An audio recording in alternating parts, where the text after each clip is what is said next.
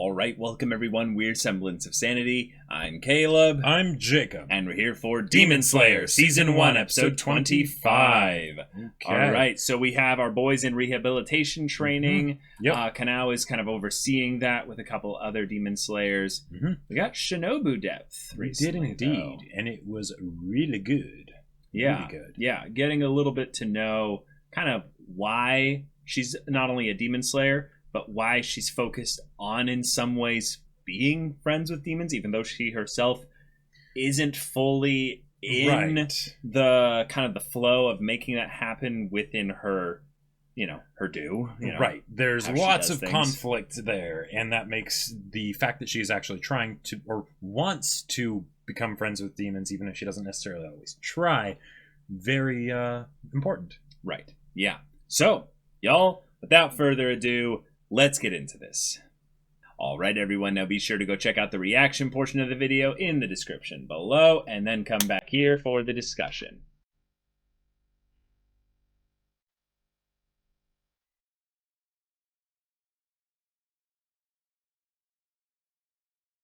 Alright, so now we know a little bit of the backstory and character depth regarding Kanao. Yep.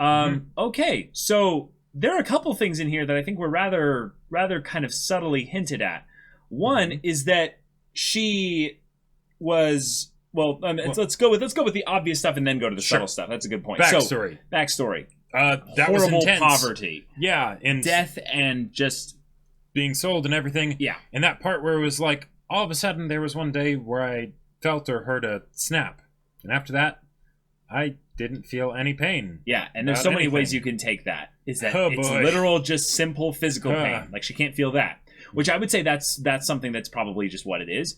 But there's a possibility that she doesn't feel any pain of any kind. Right. Meaning that she doesn't have any responses upon which that her body would require her or compel her to do something. Mm-hmm. Meaning that when she feels hunger pains, for instance, she doesn't eat. Yeah. So therefore, when Shinobu is bringing up, hey, sis, like, right, I can't deal with this. Like, she needs to be told to do everything.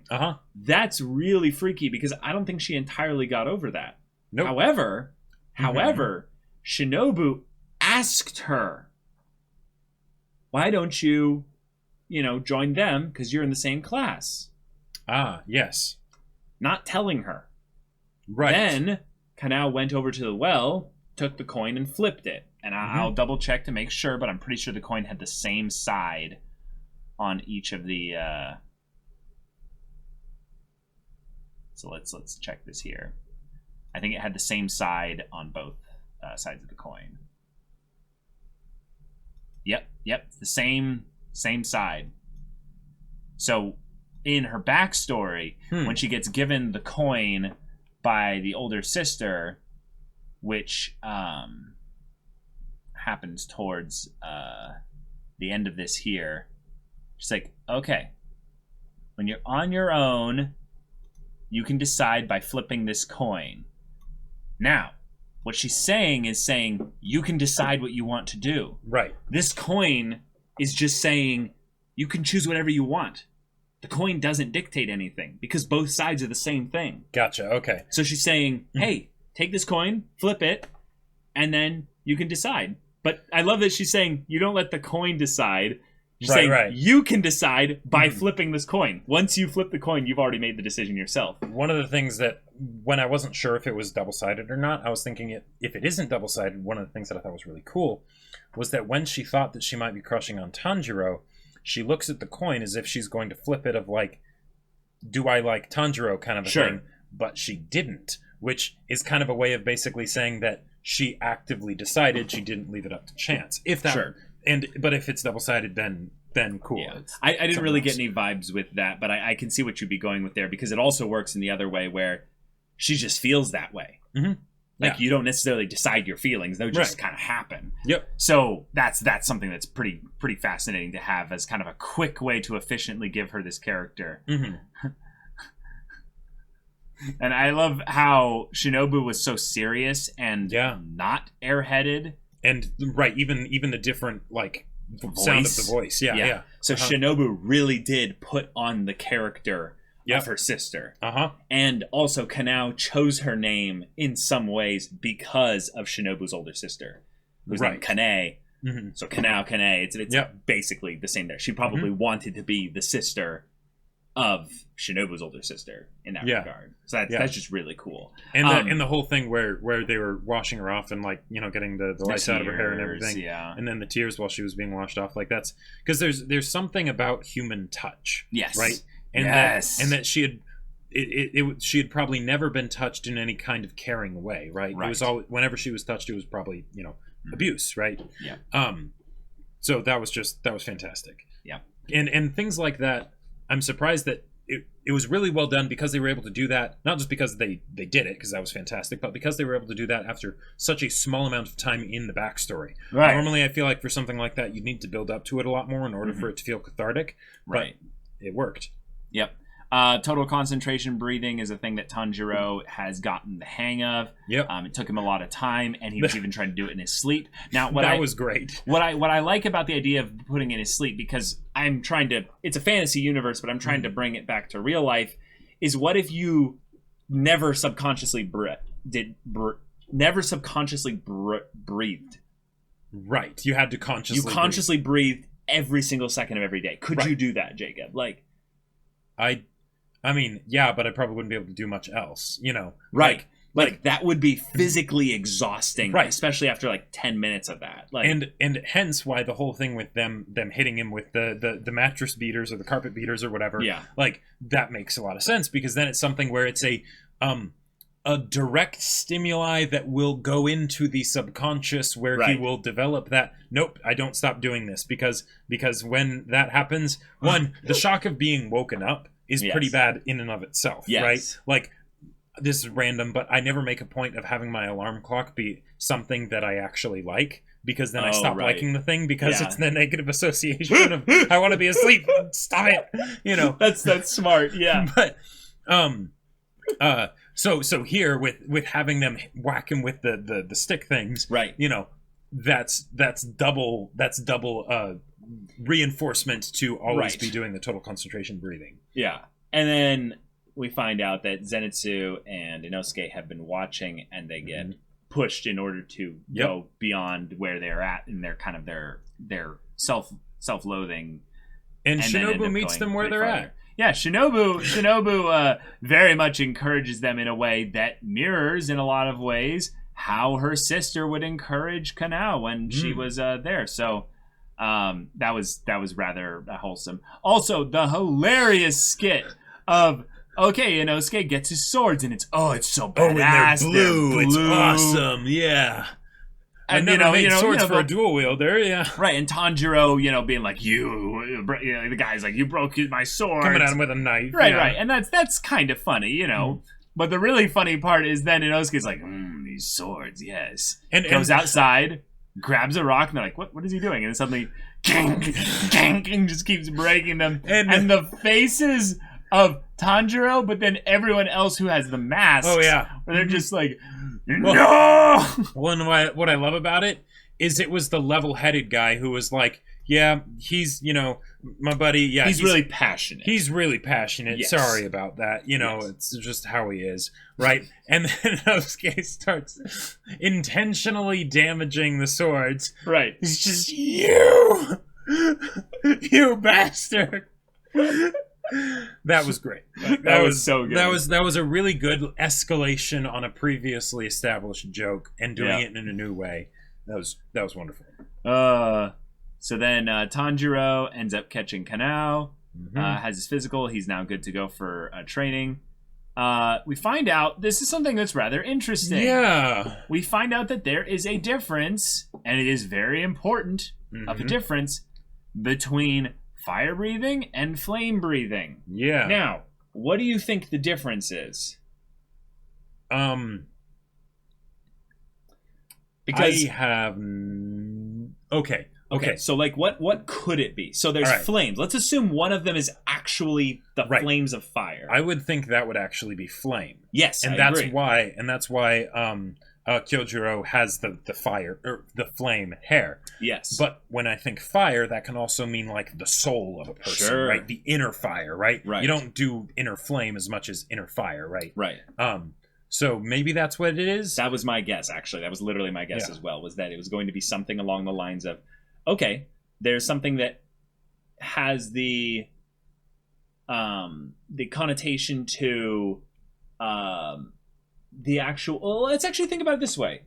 Whenever flames are produced, that's just excess heat, coming out in a specific, energy kind of medium of combustion happening, right, at a very base elemental level.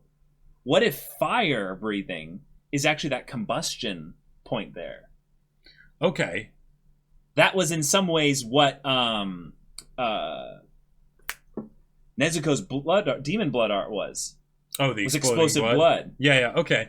Well, so what if Tanjiro's is more along the lines of actually when he like has those little blips of blood or energy or what have you on his sword, and then it like starts to pop, and it like goes across.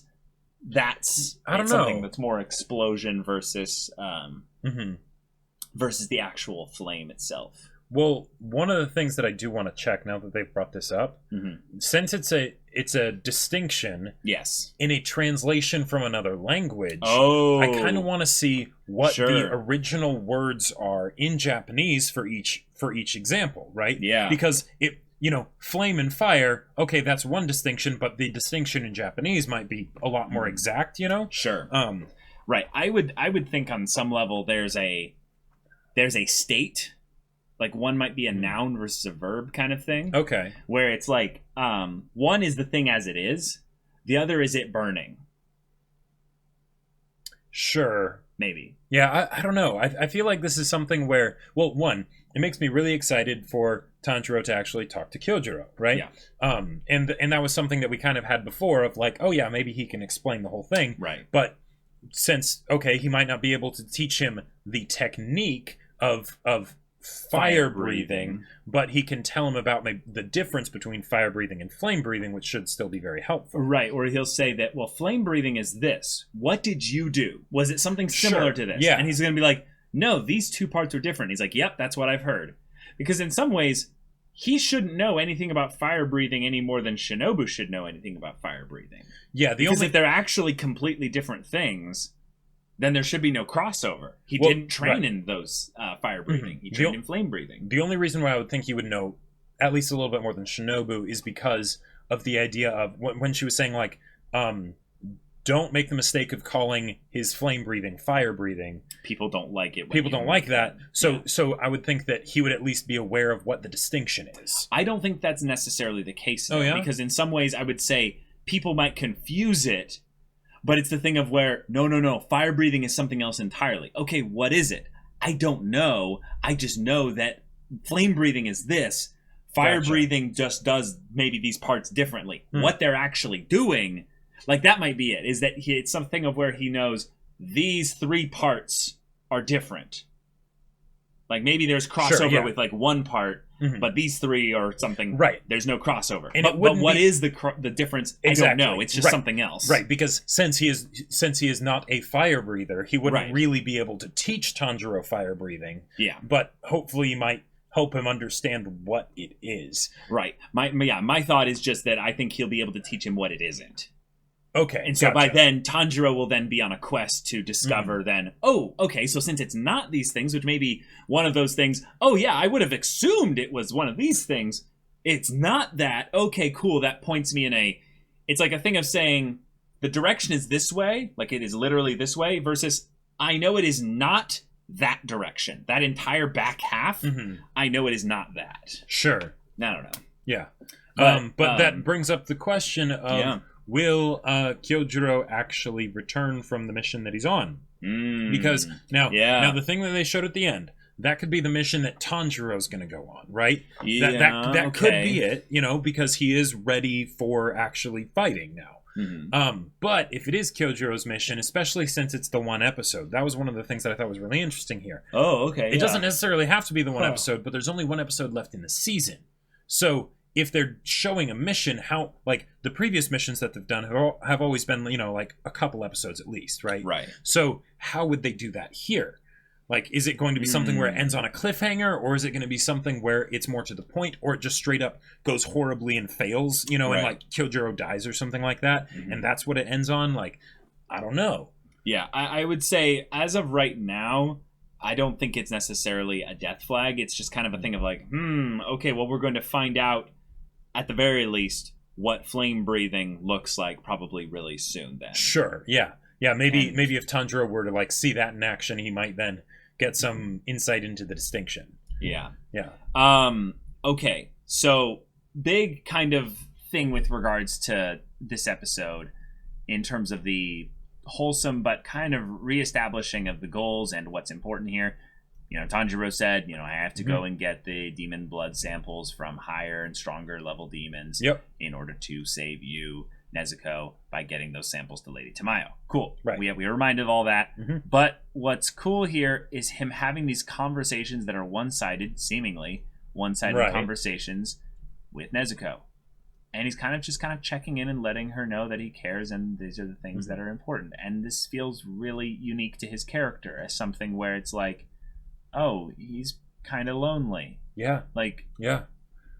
Focusing on building himself is hard, but he knows why he's doing it, so he has to go to that person that is his why and kind of be like, hey, here's what's going on. One of the things that I really liked here is that he brought up the idea of, I know they say that you're probably sleeping to help recover, but it worries me when, you know, you don't open your eyes for a long time, right? You know, like that's a really good concern for the kind of not the mundane, because no, it's just she's a basic demon, human but need, it's a basic human need, right? And it's something where he's not seeing that, and it's very possible that she doesn't need it, but it's still something that's different, and it makes him worry. And when you're family, that happens. You worry about things. Yeah, and this is something about where Tanjiro still hasn't been able to fully get over the fact entirely that his sister's a demon. Yep. And it's not saying that he hasn't gotten over it in that he doesn't accept her or her. It's just saying that he hasn't gotten used to that. Right. How do you get used to that? And he doesn't want to get used to that, right? Yeah. Like, So in this case, this is something where he ends up hearing in some way, shape, or manner. Maybe this is us just getting an insight into why he has those parts of the conversations where he's like, oh, you think so too, Nezuko, where she's agreeing with him even though she's not actually saying anything. Is there some aspect of his senses that is just tuned to her breathing, and he's now like listening to her breathing, and as it changes in a positive or a negative way, he's like, oh, okay, it kind of could maybe a little bit mirror what they were doing with Zenitsu, where Zenitsu was having his talk with his sparrow, and the sparrow was kind of changing the intonation and the frequency of the chin chin, you know? Yeah.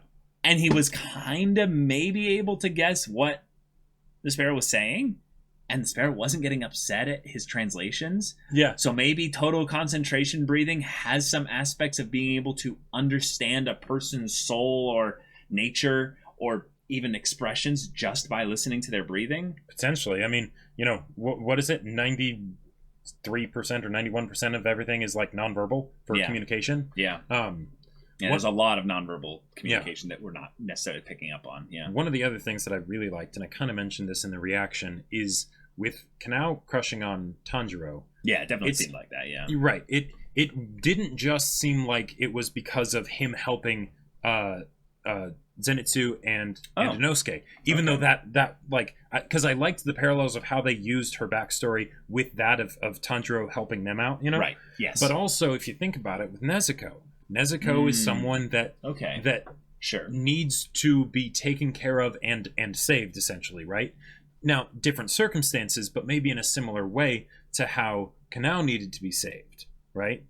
So seeing that aspect of you know, the first good people that she ever met, right, reflected in Tanjiro to this degree, it explains a lot of why she might start crushing on him, even though they don't really talk outside of the training or anything like that, right? Right. I would say, that's definitely a huge part of it. It's something also where, because Kane said, basically, when you fall in love, basically, things will change dramatically, and then we immediately kind of see her giving kind of an eyes kind of thing to Tanjiro. There's a possibility that there's something deeper there, but because of the age of all the characters here, in some ways, just spending an excessive amount of time with a specific individual person, alone for the most part. That'll do it. That's going to do it. That'll do it. A lot of maybe, unintentional physical contact with regards to like playing tag or and grabbing hands, for the cups and stuff. I could see her just, it's just basic, crush, kind of thing there at this point. Well, and if it is something where they do start connecting and interacting and talking and things like that and develop a real connection, right?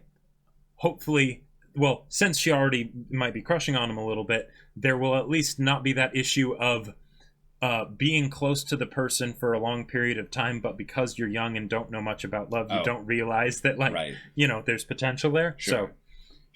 In some ways, just because knowing that the mangaka is a woman, I actually kind of trust a little bit more of how they'll handle the relationship writing if they end up going in that direction. Same. Because just look at Full Metal Alchemist Brotherhood, and that's how you know that, generally speaking, when it comes to shonen, at least, the ladies have a little bit of a better handle on how to do the romantic parts with relationships. The ladies, Yeah. The parts with what do you know? Mind blown. But we've set up kind of the finale here of being a potential Hashira demon encounter, and Tanjiro maybe also going on a mission, either the same mission or another one. But we got a train with a demon eating people. And this gives us Bacano vibes. And that's a very good thing. If you haven't let seen the blood Bacano, flow. Watch it. Let's go. Let's go mad on a train. Mm-hmm. But y'all, thank you so much for watching this episode's reaction and discussion. If you want to see the next episode's reaction and discussion right now, though, go check out the link in the description below for our Patreon. You can get on early access there. You can watch full-length timer reactions there. And all this comes with Discord access, so you can chat with us and the community there about this show, about anime in general. And you can also talk with Jacob about the sci-fi novel that he wrote. Yep. I wrote a book. It's a sci-fi novel. It's called Battle Lines, and it's awesome. It's on Amazon. Link in the description down below. Yeah, so if any of that interests you, we'll see you there. But until then, we're Semblance of Sanity. I'm Caleb. I'm Jacob. And we'll see you all next time.